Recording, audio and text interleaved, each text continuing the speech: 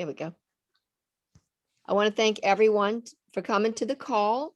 And we are very fortunate and blessed to have our guest speaker tonight, Miss Leslie Juencke.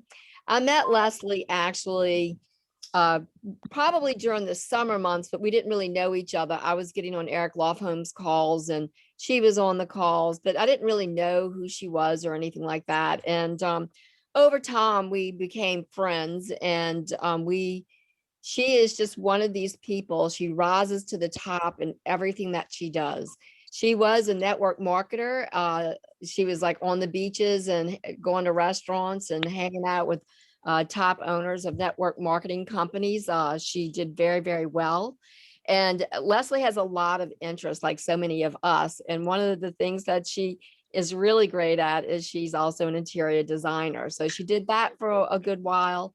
And now she's harnessing her all of her attention on coaching others to achieve greatness like she has been able to do.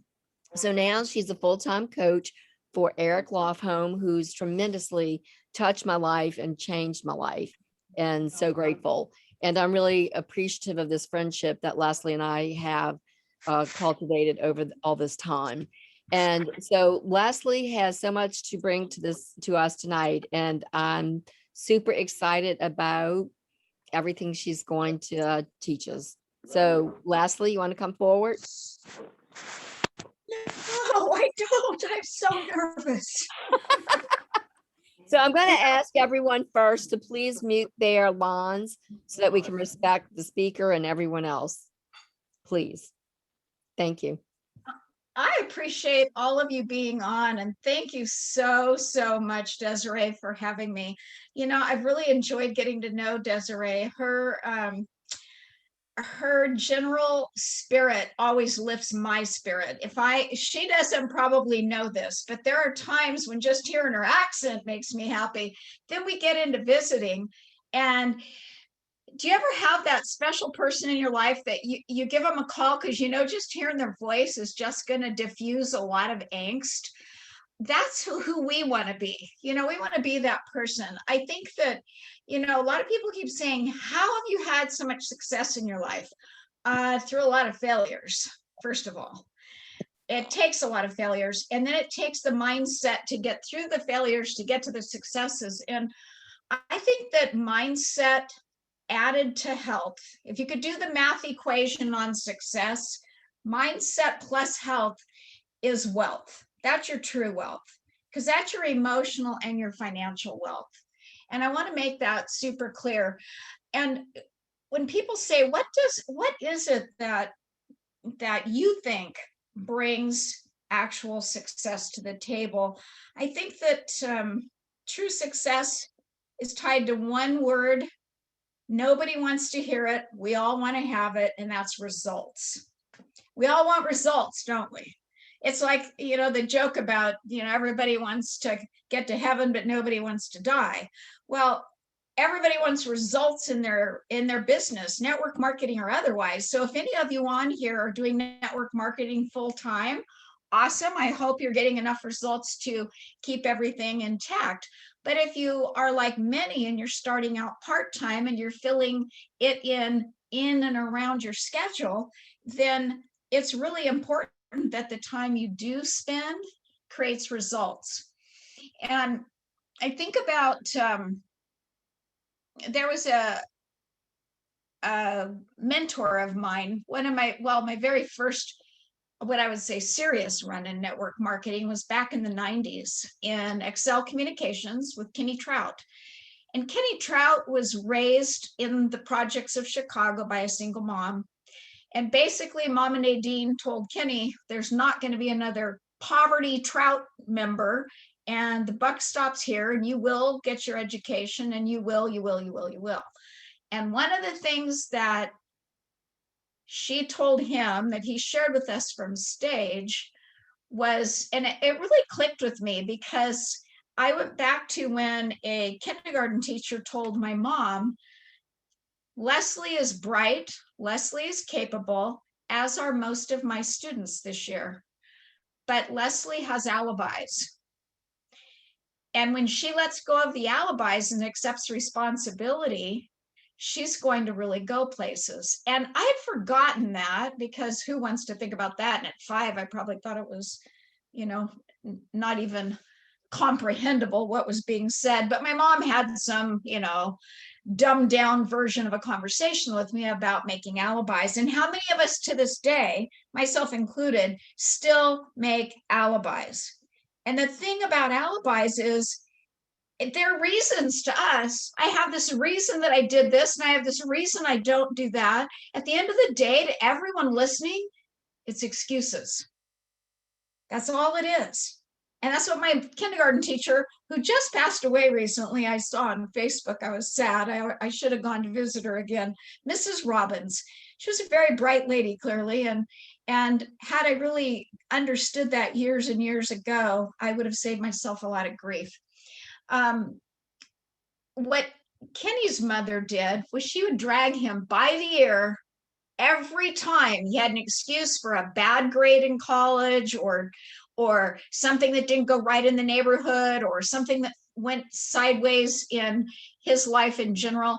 And looks like you're drinking that stuff that what's that stuff that turns white and bubbles up? Oh, this Anyway, is just our good Kangen water. Okay. Woo!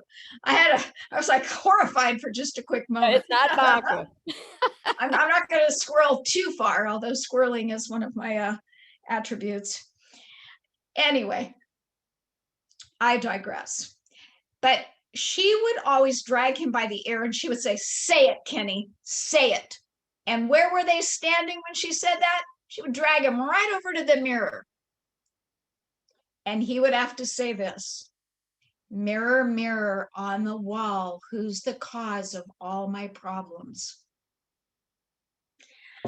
Well, the man went from being poverty-stricken three generations at the least, to one of Forbes' richest men in the world. He became a multi-billionaire, lives in Texas. I understand I think sponsored a baseball team or something. I knew somebody ran into him a few years ago and called me and said, "You're never going to guess who I saw." Well, the other thing that he said, which I'm trying to cool my jets here, because as much as I love Desiree, it also made me want to be extra on my game tonight. And I shifted gears about 2 hours ago on what I wanted to talk about. And that makes a person nervous, because now I'm seat of pantsing to some degree, but I have it with some real vigor in me. So I feel like it's a really important shift that I made. But what helped me settle down, and I want to share this with you because some of you are trying to build teams, not just gather customers, I'm assuming. Am I right? Building teams. Okay. Building So teams. in that concept of team building, we sometimes get very nervous about talking to people. And the more people if you go in to do a private meeting with somebody, or you're on Zoom with a private meeting, the more numbers, like when there were 5 of you, I thought, oh, this is like a fireside chat. Now there's 17 of you. And I'm like, oh gosh, there's a lot of you. Well, imagine Kenny Trout on stage with 20,000. And he was very shy typically, and I knew that about him. And I saw him standing in a group of, I think 4 other men, and they were chatting kind of quietly. So I kind of sided up and did one of these things where you kind of lean in and you're hoping you'll hear something from the billionaire that's worthwhile. And that was when I was a little nobody.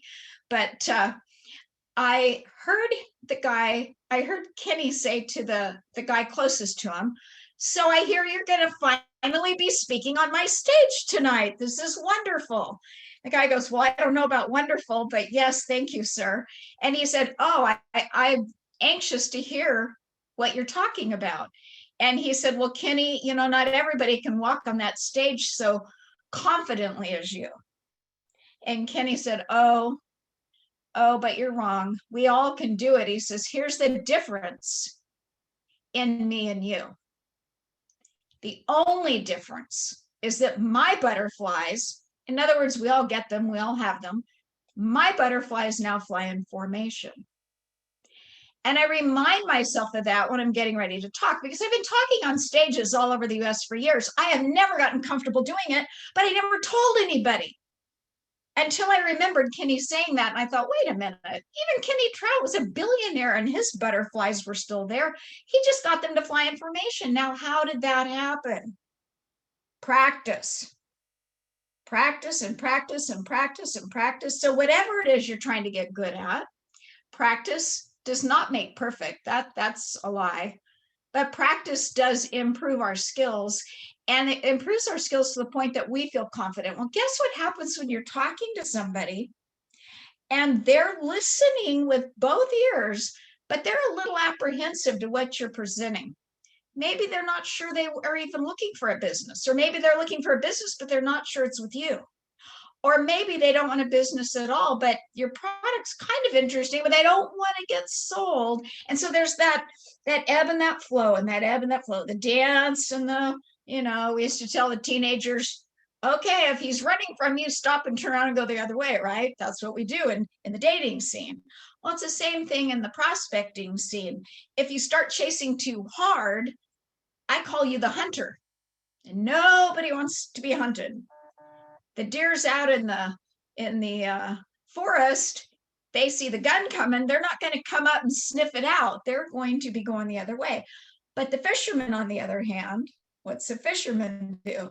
He's reeling in slowly. I personally like to call that piece, the fisherman, the one who's learned how to build trust and rapport. And for me, when people say, Leslie, what is the magic for you? How did you build such a huge team 3 times over? I didn't bounce around, but from mid 90s to, 2012, I would say 2014, somewhere in there, for about a 20-year spread, I did network marketing, and Excel sold out. And then the people that bought them, God bless them, they were lovely people, but they kind of did some strange things with it. And Excel folded, and they gave us spots to do something else, and nobody wanted to go that route. So we all left. So I went back into the same thing again with ACN. And then from there, I went into health and wellness. I lost my sister and mother 6 months apart, and I was all about trying to figure out the difference between one and the other health-wise and how they ended up. And so I also, a friend of mine introduced me to Nick Sarnicola, and I had the pleasure of working with Nick and Blake Mallon in Visalis for many years, for a couple of years, I would say. But that's what spurred me to get into the health industry and to get out of network marketing to do some more in-depth study of health and wellness. So that's a little bit about my journey. Instead of giving you the down and dirty on Leslie all in one fell swoop, I'm kind of blending it into my training, but you'll know more about me by the time we finish up here in a bit. But one of the things that I learned early on and carried with me is, no matter what I did or did not know about my industry, about my product, about my service, about my upline and what they could do, about my company and what their details were, no matter what, if I took the time to build trust and rapport, that was the magic each and every time. Now, it's a little trickier with the engineer type than any other personality type. We got 4 personality types, and you're definitely wise to study those and lean into them. I definitely did. I think because of my personality, I have been I've been a chameleon, dolphin, whale, and sea urchin, and I have probably 0 engineer in me, so sorry, all of you. But I'm sorry, the dolphin, the shark, and the whale. I don't have the sea urchin. I love them and I need them, and they're important to me because they keep it all collected, and they're on task, and they don't talk as much as I do, and they don't squirrel as often as I do. But we all have our gifts and talents, and as long as I don't overdo it with the engineer type, I can build trust and rapport with them just like all the others that I've learned to modify and lean into. But if there's another piece of the puzzle besides building trust and rapport that I was willing to do, and hopefully you all are willing to do it, and maybe you are, and maybe you aren't, but I want to bring it to point because Kenny Trout had a saying, and I'm so mad because I had this travel mug way back when that I kept forever, and I don't know where in the heck it went in one of my moves, but I keep hoping I'll open a box and go, oh my gosh, because it'd probably be worth money now since Excel's gone. But it had his quote on it, and the picture was really cool too. And it said, precious little was ever accomplished without a clear vision and hard work. Precious little was ever accomplished without a clear vision and hard work. It doesn't say so much that you're looking to pull together in your life was created with, a little idea here and there and toe dipping in that work pool. Mm-mm. You need to gain clarity. I know I do coaching for Eric Lofholm International, as Desiree's mentioned, and he's just finished the mid-year planning class along with Make Your Third Quarter Your Best Quarter and his Saturday Vision class. Any and all of those were amazing. If anybody didn't see it and would love to catch a piece of how to create your vision or how to write your plan, please reach out to me. In fact, I have no problem. I might pause and put it in the chat, or Desiree can, or you can write it down right now. But my cell phone I'm very accessible, as Desiree can tell you. My phone's right here by me. I'm I'll not put your number in answering the it. chat, Leslie. Okay, great. Thank you for doing that. Anybody at any point is welcome. And by the way, I'm a much bigger texter than I am email, but you're welcome to do either. I get to my email somewhere within the day, but I watch my text all day long and am happy to get off to you anything that I can give you that would be helpful. Mindset is just super important. I look at that developing the positive attitude, developing your skill set, those are the two pieces of the puzzle that I think create what I like to call a comfort zone posture. And when you seem uncomfortable because perhaps you are uncomfortable or you haven't trained your butterflies to fly in formation when you're talking to people, other people pick up on that. And so you may be coming from the right heart. You may fully believe in what you're selling. You may fully love what you're doing, and you may fully agree with your upline that you have the best team for this person you're speaking with to work with. And yet, if you're uncomfortable talking to them, for whatever reason, they sense that. And they don't know why they feel uncomfortable. They don't know that you're nervous because you'll say, hi, I'm nervous, but I'm trying to tell you something here. You're presenting. So it's really important to, we have a new coach on staff, and I saw a text not just minutes before I came on the call, and I paused to jot down a little note to the group so that they would all know to better support him. And I said, hey, before you're making your phone calls to do your prospecting or to present anything that you're offering to your client base, take 3 deep breaths, whisper a prayer, and go in with the positive mindset, visualizing the outcome that you desire. So do you all do that? Because that will create more of a comfort zone posture that comes across as comfortable to the person at the receiving end. I think that the biggest thing is, where do we start? Where do we start? Where do we start? How do we get this ball rolling? I need to go backwards to go forwards. But, without a positive mindset, without the right kind of thinking, everything that you can share means nothing to the person at the other end, because it's tough to build trust and rapport when you're coming from a negative mindset. I think one of the things, we become like the company we keep. whose company are you keeping? Who's feeding into your mind, and how is it coming out of your mouth? I know I have one girlfriend. It's the weirdest thing. Oh, Desiree, I just discovered this very recently, and it flipped me out because I talked to a friend about 3 years ago who is the president of a company, and I watched him go from 17 years old to multimillionaire and no education, got his start in network marketing, exited network marketing, started a company, and rest is history. Well, we were talking one day, and he's always loved me. I used to mentor him when he was 17, 18, 19, 20. And by the time he was 21, 22, he had an upline separate from my group. And so we didn't get together as much after we both parted Excel, but we both were together again in another company. And so I watched him from afar, and I was proud of him. And we'd get together for lunch or dinner, maybe twice a year, just to catch up. And one of us would always call the other and check in. And that was because why?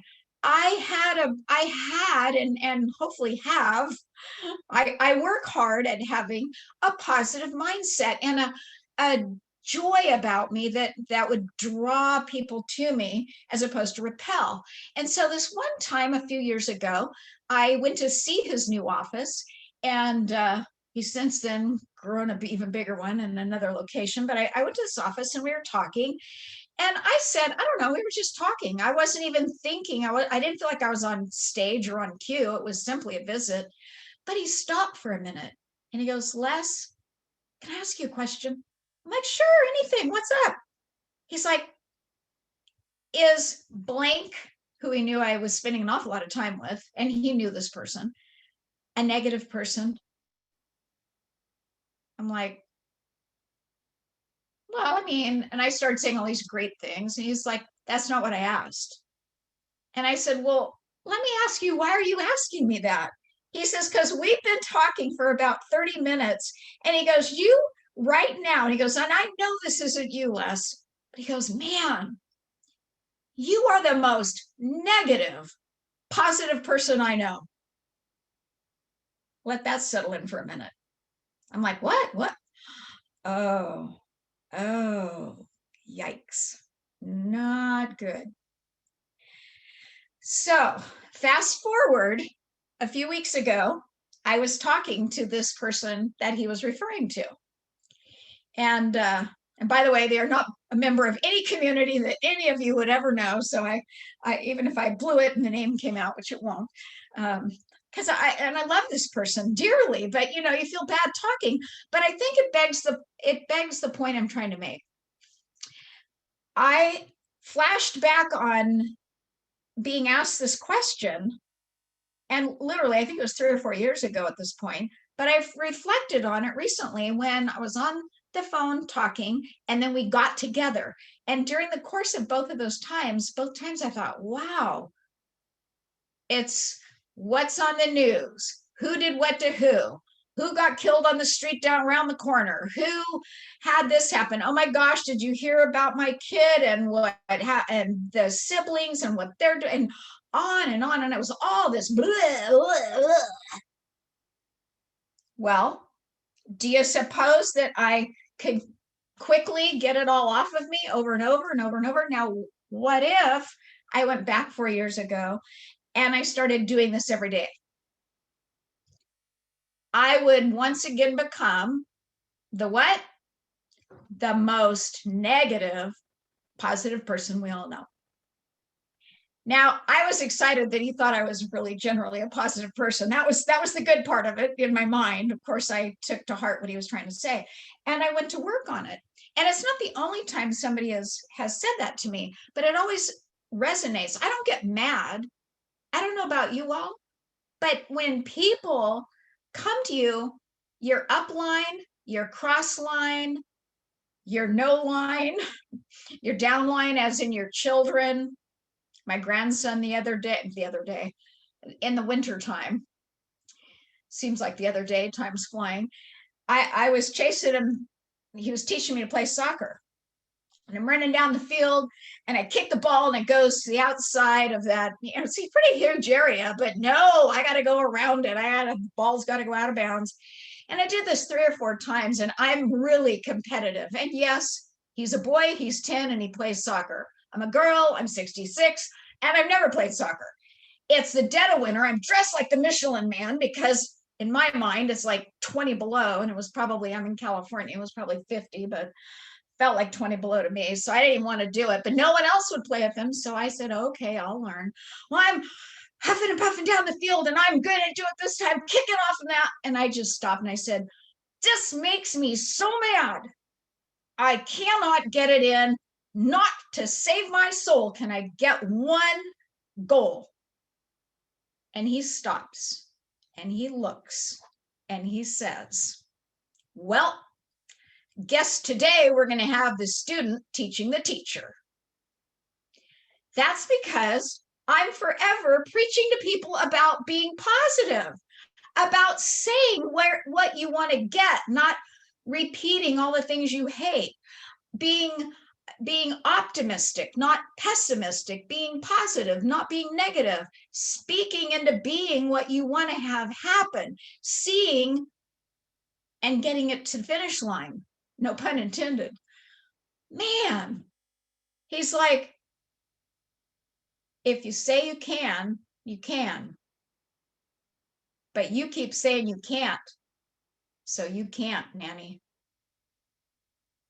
What do you think you should do? I'm like, wow, guess I better be more positive.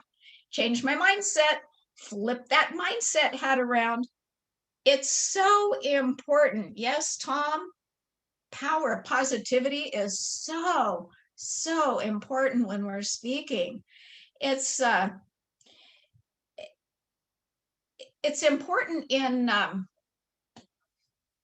not just mindset, but I think about, I was thinking about Steve Jobs today. And, wealth without health, gosh, meant nothing.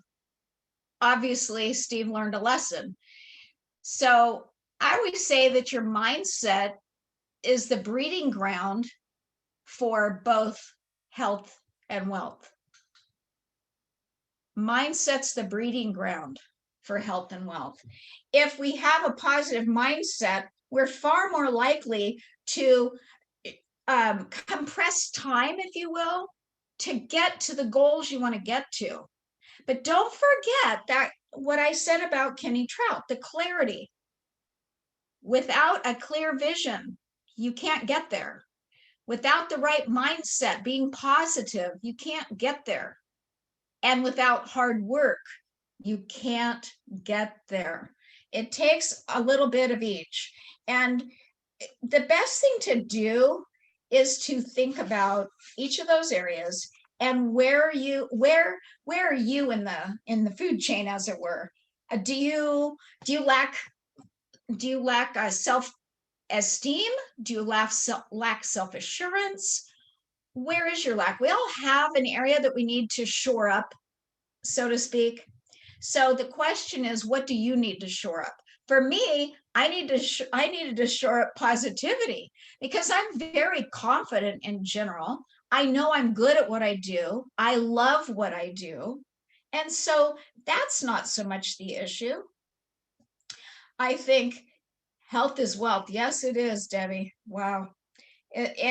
There's nothing, and I've been on both ends with different family members, and my mom was always healthy, never had wealth. My sister was a senior escrow officer, so she did fine, but her health was always awful. And I said, my sister died slowly for 14 years. We're only going to die when we're due to die. So she wasn't apparently it wasn't her day, but she didn't take care of her health. So what happened? She died slowly for 14 years until she passed away. My mother always took care of her health. She lived not wealthy, but she lived happily. She used to go, turn the corners of your mouth up, and we'd be like, oh, Mom, I'm gonna stop it. She would say, only you make yourself happy. Nobody else can make you happy if you can't make yourself happy. And I get that now. And I look back and I think, She lived clear till 2 weeks before, and my brother called and said, Mom's not getting out of bed this morning. I'm like, what? He's like, yeah, it's 9:30 in the morning. I think you need to get over here. Now, most people would think, well, that's a weird call. My brother and I both knew if my mom's not out of bed at 7:30 in the morning, there's something wrong. Well, I went over and I stayed with her for 2 weeks, and that was it. But what I learned was she took care of her brain and she took care of her body, and they served her well all the days of her life. She was very passionate about having an example set for all of us, and was very disturbed that I was the only one that followed the example. So siblings and my dad, her husband, everybody else did their thing and didn't do it well, and have either been sick or are now gone. Most are gone. And it got my attention. Of course, not so much like a pat on the back kudo to me. Part of it was the fact that I was the youngest of the children, and I was way behind everybody else. When I was born, siblings were 19, 18, and 12. So I was pretty much stuck doing what Mom said. And she basically said, you need to be healthy. So I leaned into that naturally. Fortunately, I liked it, and that made it easier. But it all boils down to, and I want to close out more of a formal kind of talk with this idea that I want to share with you. It all boils down to choices. You can choose to have a positive mindset. You can choose to get in the race. You can choose to build trust and rapport. You can choose to feel self-assured and confident through practice, or you have consequences that perhaps you're not going to be pleased with. And I think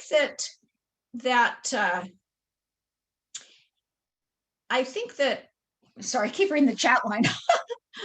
I love everybody's participation. I think it boils down to what I used to say to my kids: back to the C word, girls. I raised girls. Of course, now I've got the boys, so now they hate that because I'll go back to the C word. Boys and girls. C, choices. Choices come with consequences. Good choices, good consequences. Bad choices, bad consequences. And you know what? At the end of the day, we all have choices to make. I urge you to consider the value of a positive mindset. I urge you to consider the value of uplifting the people around you, and perhaps even whispering a prayer for them. Just, say, whoever you pray to, I pray to God that Eric, who's our fearless leader, and a handful of others that I work with in other arenas, I pray that their worlds are calm, and that they have a vision that is clear, because we all need clarity of vision to get where we're going. I pray that they have the strength to continue to move forward with good health so that they can get to the good wealth. But most importantly of all, oh yes, that's good, Debbie. You and I are in the same wavelength, girl. I think that it's an important thing to teach the young, but we're never too old to learn it. And even unlearn a habit that we started to develop. Like if I started to develop a negative mindset, if I started leaning into the wrong people and I started becoming negative, wouldn't that be a mistake to avoid in my future? Couldn't I choose today to make a better company, if you will, to keep? Of course. You're looking at the importance of self-observation. It's really what it boils down to. There's no point in forming fixed judgments. That's right. That's right, Tom. I think that it's harder for some than others, but it still is a choice. And if we're having a hard time in an area, my gosh, with the internet today and with people in the industry today that are out there, myself included, There are so many people that can help with mindset coaching. I have a couple people that hired me to coach them in their business. What we ended up working on was their mindset and their health issues and their life issues until they got to a place where they were healthy enough mentally and emotionally and physically and spiritually, and the whole, what we call primary foods in the Institute for Integrative Nutrition, where I graduated from as a health coach. Those are your primary foods. Your nutrition is your secondary food. Yes, it's important what you eat. It's important what you put in, because what you put in is what comes out.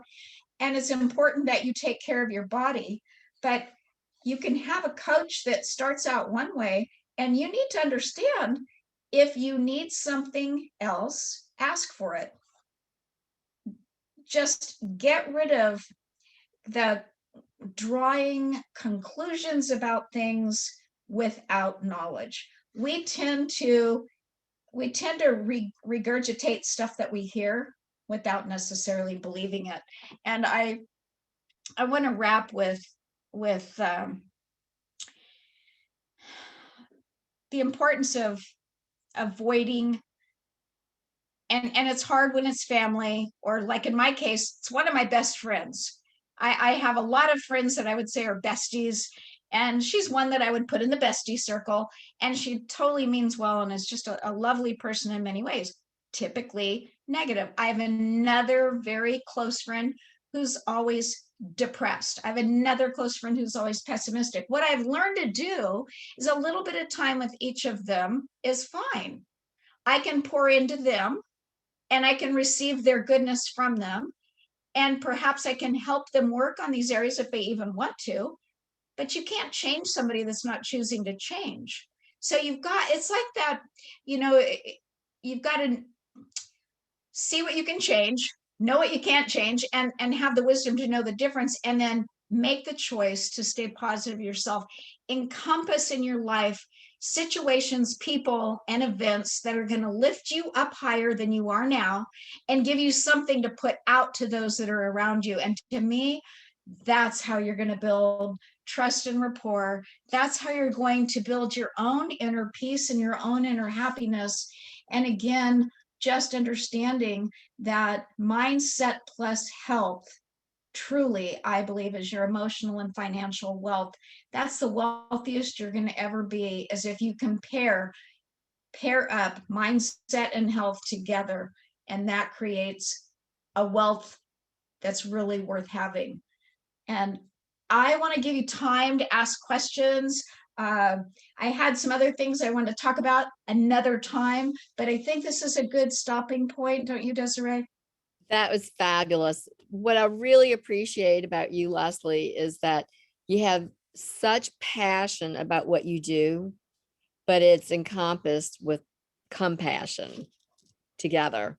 And that's something really beautiful to see in a leader. And I think one of the things that you were talking about, uh, Eric calls it social currency. As we develop our relationships, we have social currency with people where you can make a phone call and say, hey, and the mindset, I think, is so important, because it's one of those things. It's like, if we think just like your grandson, I mean, how precious is that? 10 years old, and he's giving it back to you.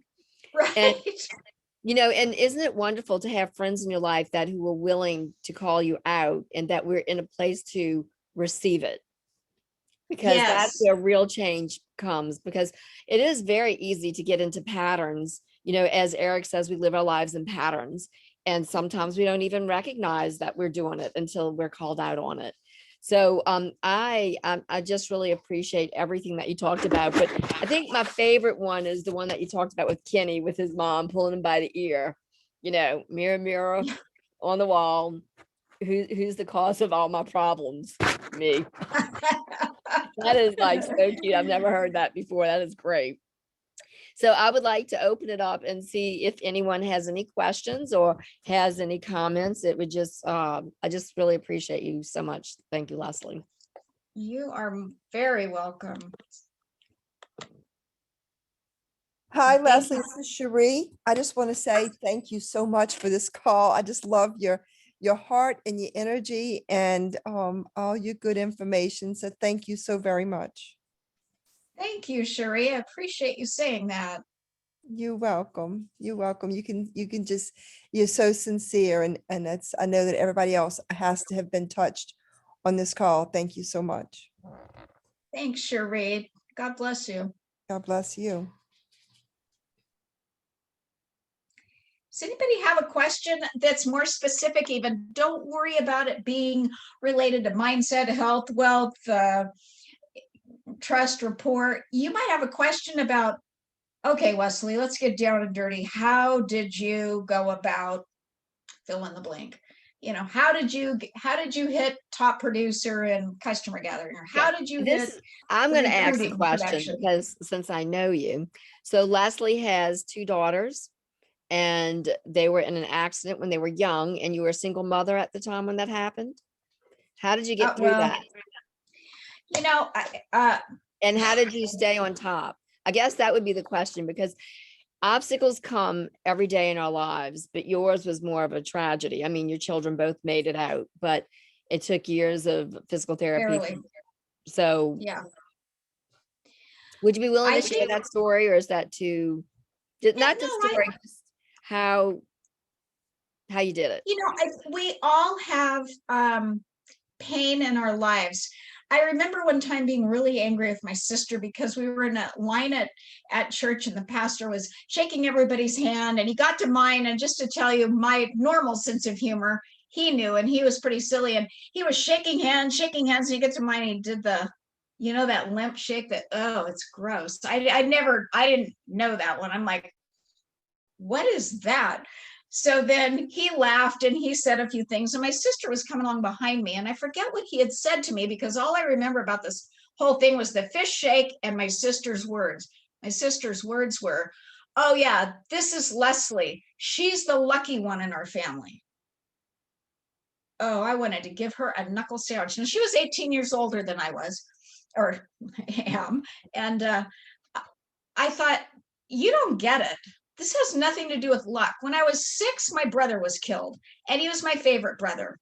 I say God has a sense of humor because I've got the angry brother left, and the rest of the family's gone. I'm like, what is this? When I was a week before my sweet 16, I lost daddy. The same year my brother was killed, my mom lost her firstborn son along with her mother and father, which means I lost Papa, Grandma, and my brother all in 1 year when I was 6. Fast forward 10 years, I lose daddy. Fast forward again, I had the love of my life blow up in a helicopter and then proceeded from there to mess up my whole life because by then I really got in this weird spiral. And I had a very huge betrayal in the last 10 years, about 10 years ago, that really took me down. I have been through a lot of hard things, but it's a twofold thing. One, I learned really quickly to lean into my spiritual being because me all by myself, I'm really torn. I don't know whether to be negative and angry and upset and frustrated or whether I want to fall apart and cry and become a whiny hiney, but I kind of vacillate. Whiny and just unraveling at the seams, upset, feeling like the whole world's caved in on me. Now that's just the high points of my life. Never mind that I broke 19 bones, lost my spleen, collapsed along, and have a plate the whole length of my arm from a car wreck just prior to a few years later, almost losing both of my children in their car wreck, and then living in chair beds in hospitals for months. So when people tell me, and I'll have to tell you, Lindsay, I don't know if I've told you this one, Desiree. Lindsay is so funny. She's the oldest, and she was the most injured in the accident, although they both were in comas. They both were critical condition. One was stable and Lindsay was unstable. Julie was put in a medically induced coma for 5 days. Lindsay was in a natural state coma for a couple of weeks. And she not long ago, and keep this in mind, when you all are having a bad day, when you all are just like, oh my gosh, Have you ever had that thing where you get up in the morning and you stub your toe, and then the fly, you keep starting to smack it and it flies somewhere else, and you're chasing it all over, and you're like, are you kidding me right now? And then the phone rings and it's that complaining friend that keeps you on the phone for 9 years, and you hang up with that, and now you're late to your appointment, and then the doctor says we can't see you today, that kind of day. And you're just like, oh my gosh. Well, guess what? Lindsay runs into somebody like that at a store one day, and I nearly died laughing. I thought she actually said this, but apparently she goes, no, Mom. She has a bigger heart than I do. She has a heart the size of China.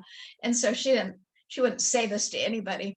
But apparently this is what she thought, and I thought she said it. This lady's going on and on and on in a store line about how she's every line she's been in today, she's had to wait, and she keeps standing there and her feet hurt. Now, Lindsay was blown up. She had torn open her horseshoes, smashed over here, went deaf, both shoulders, clavicle, scapula, all of her ribs broken, her lungs both punctured, her liver double lacerated. They packed her with sponges. They said they couldn't stop the bleeding. Her legs are snapped in half on her femurs. She's rotted knee to hip on both legs. Her knees laced together with wires and pins. Her feet are crushed. She had 4 surgical sites in her feet. They rotted a toe. They built her a big toe because you can't even walk without a big toe. I didn't know that. So they made her a new toe, which is funky. And she's got all these weird toes and things going on. And she's standing with her cane behind this lady who's, pardon the expression, bitching. And so I hope that one's all right. Anyway, she's listening and listening and listening, and the lady's going on and on to anybody that will listen. And she says, and I'm standing there, Mom, and I'm like, cry me a river. And what I try to think of is, when I start doing that, I think, cry me a river, says the person listening. And it makes me stop midstream. I shift my words, and keep in mind, you can always shift your thoughts, because what are thoughts? What does Louise Hay say? Thoughts are things, and things can be changed. So when I would think, oh my gosh, Lindsay is not going to make it. The doctors and the PAs have come out and they've said, we're sorry. Every lobe left side of the brain on your daughter is dead. There is no way she's going to live more than an hour. And the next hour, more than an hour. And the next hour, more than an hour. And I heard this all day, every day, and she kept living. And I thought, well, of course she kept living, because she's going to. We're praying her through this. She's going to make it to the other side of this. I didn't realize how sad I would be at some point, because she's been through some hell I really wouldn't have wished on her had I. But, God only gives us as much as we can handle, they say. Well, I couldn't have handled seeing everything she was going to have to go through the recovery period. So I kept wanting her to wake up so I could see her again talking. And this all came to pass. And she has a wonderful sense of humor, and her brain came back, and everything they said that was going to happen did not happen. And why I believe that is because we had a pretty solid core of people that hunkered down, thought only positive thoughts, believed only positive things. And every time we would think, oh no, it'd be like, So I remember the nurse one day, I got to the hospital. It was during the beginning when she was in CVICU. In fact, not even in a side room yet. They had her like in a bed by the nurse's station. They had 6 nurses around her around the clock. And they were trying to pick stuff, asphalt out of her. And I don't, it's horrible, just all kinds of stuff, unmat, deal with her hair and things, just gross stuff. But I got there one morning, and the nurse kind of bowed her head, because I would get there and my first thing is, what are we dealing with today? Because I got to know how to pray and how to get my mind right. And all I really want to do is cry. Do not get me wrong. My baby girl was laying there. I couldn't even recognize her. She had 17 pounds of body fluid. She looked like a samurai wrestler, really. She was just huge because of all the fluids that she was retaining. In fact, I posted a photo so they would know what they were working on, because they had no idea how lovely she really is.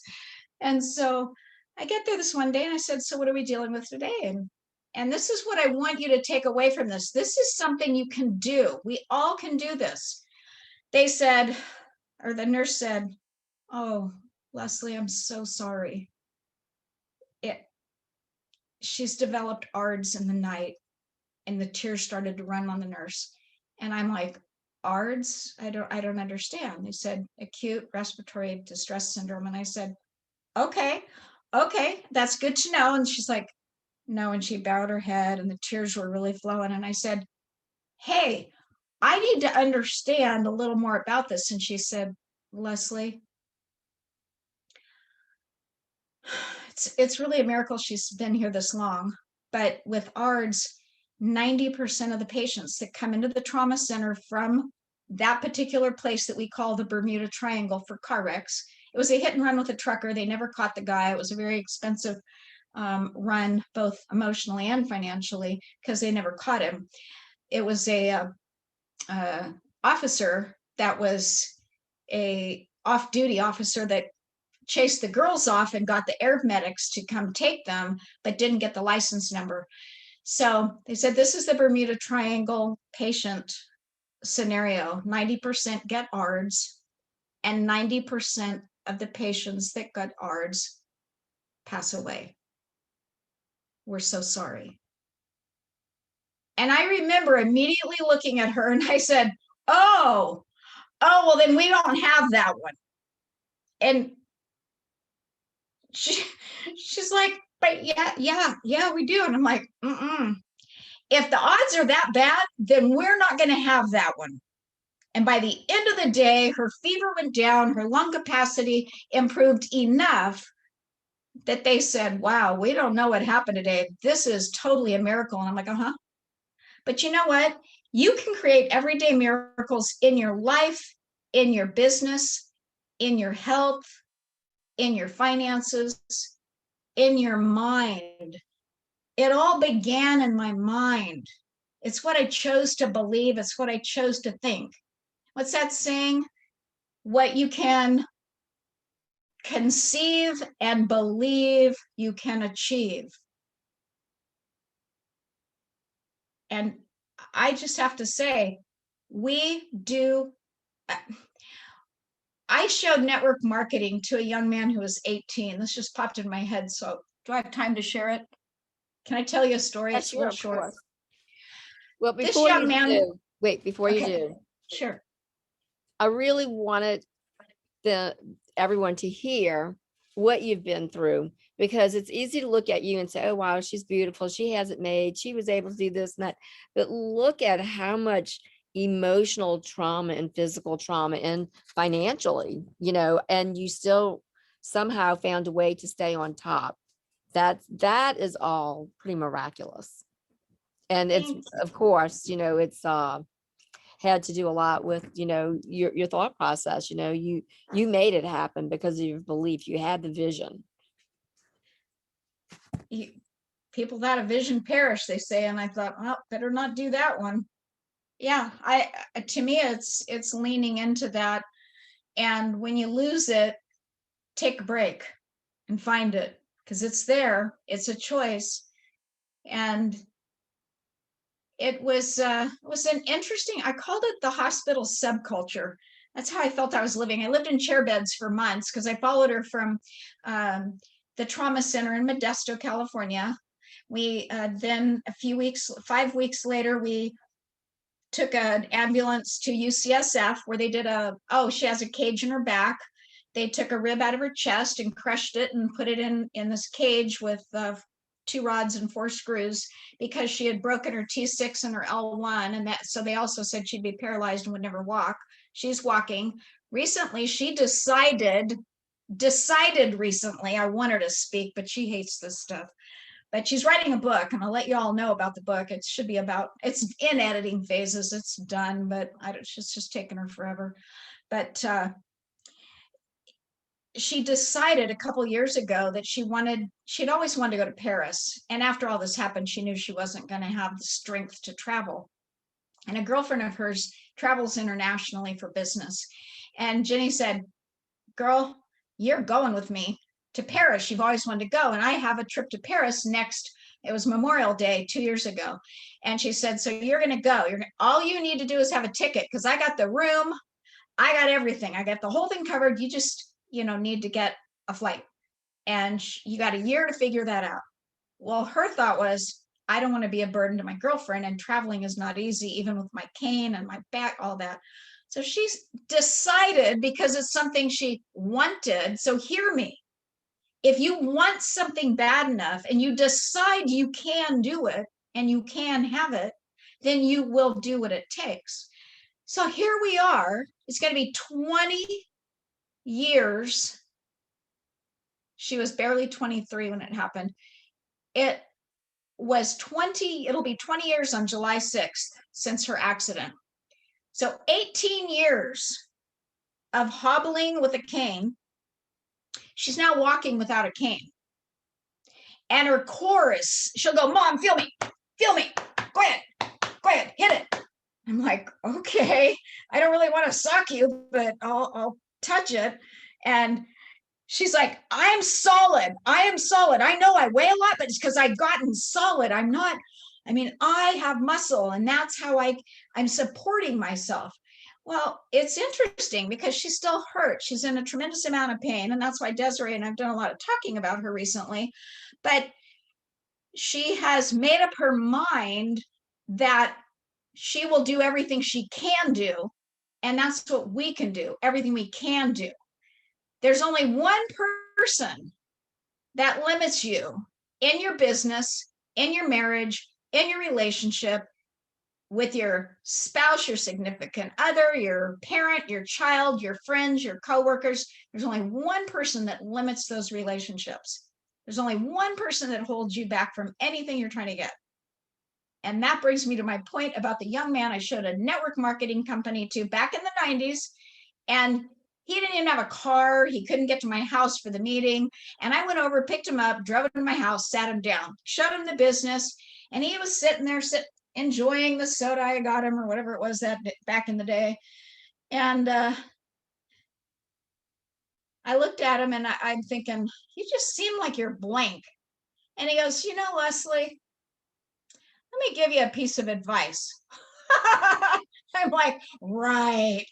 Oh, all ears here, can hardly wait. Of course, like Lindsay with the Crimea River, I didn't really say any of that, but boy, was I thinking it. He said the 3 best words I have ever heard in my life, bar none. I wish I could remember the kid's name. I would love to know where he is now, because he was a ne'er-do-well going nowhere. He said, I like living at my aunt's house, staying out drinking all night with my buddies. When I know my aunt is up in the shower getting ready for work, that's when I sneak into her sofa. I act like I'm asleep till she walks out the door, and then I crash all day. When I know she's on her way home, I get up and get out of there. He said, so my advice and what I want to say to you is really, really meaningful. You limit you. I'm like, I ought to write a book called that. That's a good one. You limit you. Out of the mouth of a punk who was going nowhere. And I wonder if he ever went anywhere. I'll give him this. He was a little gone. I could smell him. It was not a good one-on-one, shall we say. It was a waste of my time. I was mad at my downline. And there's another little side tip for y'all. You get a guy like that, you go ahead and show him the business yourself. Don't drag him to your upline. But he did give me 3 amazing words that day. And he was right. He said, I know I limit myself. I choose to. What was that word? The C word? You chose to? Oh, okay. We all have choices. Leslie, you literally brought tears to my eyes, and I'm sure to everyone else who's on the call as well. I want to thank you for taking this hour out of your time. I know you're going to come back and speak with us, and then you're going to share more of what you do. And one of the things that Leslie, she actually took Dr. Amon's course on gut and brain health. And I can't wait to hear more about that. And she got certified in that. I just, it's just like, it blows me away, all the different things. Like you said, you're a chameleon. It's, Just you were keep fabulous. And I would soaking like it. everyone to unmute themselves and thank Leslie. And I can't wait to have you back again. Awesome. Thank you, Thanks so Leslie. much. Thank you. Thank Leslie. you. I really Love appreciate you, you. it. Thank you Leslie. so much. Thank you, Yeah. thank you. We appreciate it. Appreciate Take it. good Bye. care. so much. Bye, everyone. Thank you. You'll all have greatness within you. That was spectacular. Thank you. Mindset is everything. Leslie, you were fabulous. All right. Bye. Bye. Take good care. Bye, everyone.